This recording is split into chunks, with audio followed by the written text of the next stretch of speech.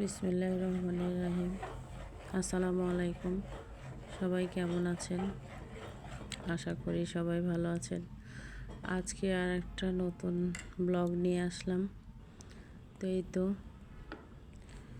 সন্ধেবেলা আর কি খাবো মনে করলাম, তো পরে মনে হলো যে আজকে একটু চিতই পিঠা, মানে আমাদের এলাকায় চিতই পিঠা বলে, তো ঢাকা শহরে এটাকে চাপড়ি বলে আর কি।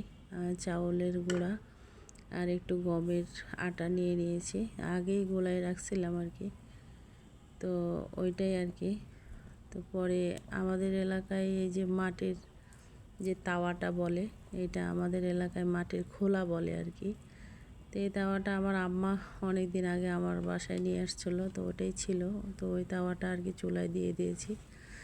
চুলাটা গরম হওয়ার পরে, মানে চুলা ধরানোর পরে এই তো তাওয়াটা গরম হয়ে গেছে। তারপরে আটাটা, গোলানো আটাটা দিয়ে এইভাবে হাত দিয়ে ঘুরাই দিয়ে তারপরে দিয়ে দিয়েছি।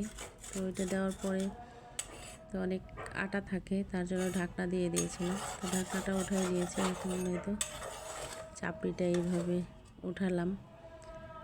তো এখন খোলাটা আর একটু গরম করে আমি আর একটা এই চাপড়ি দিব আর কি। এই তো ওইটুক দেখালাম না, এটা দেখালাম শর্টকাট আর কি। তারপর ঢাকনা দিয়ে দিলাম। তো এর সাথে চাপড়ির সাথে আমি এই যে বেগুনের ভর্তা করব, এই জন্য বেগুন পোড়ায় নিয়েছি। তো বেগুনটাকে ভালো করে পরিষ্কার করে নিব বা নিচ্ছি, এক হাতে চাপড়ি বানাচ্ছি। এই তো চাপড়িগুলো আমার হয়ে গেছে, চাপড়িও বানাচ্ছি এবং মাঝে মধ্যে ভর্তাটাও করতেছি আর কি। তো এখন ওই যে ভর্তার জন্য পেঁয়াজ, মরিচ, তারপরে লবণ, আমার বেগুনটা ভর্তা করব, তো বেগুনটা পরিষ্কার করে নিয়েছি। তো এখন মরিচ আর লবণ একসাথে ভালো করে কোচায় নিচ্ছি আর কি, মাখায় নিতেছি। তো বেগুনের ভর্তাটা করব এই জন্য। তো আমার সন্ধ্যেবেলা কী খাবো মনে করছিলাম, তো পরে এটা মনে হলো যে একটু এটা বানাই, তাই আর কি বানানো।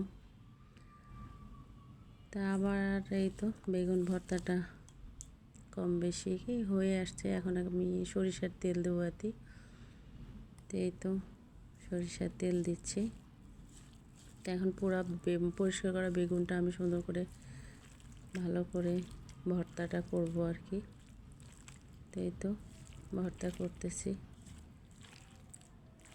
মাঝে মাঝে একটু চিতই হোক, রুটি হোক, একটু অন্য ধরনের খাবার খেতেও ইচ্ছে করে, খায়ও অনেকে। কেউ সময়ের অভাবে করতে পারে না, অনেকে সময় পায়, অনেকে পায় না, এই আর কি।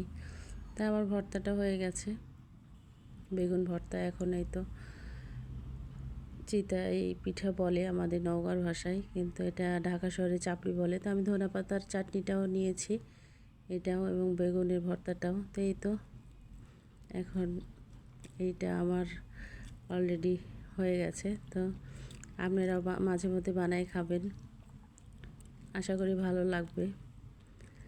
তো কেমন হয়েছে সবাই কমেন্ট করে জানাবেন এবং আপনারাও খাবেন।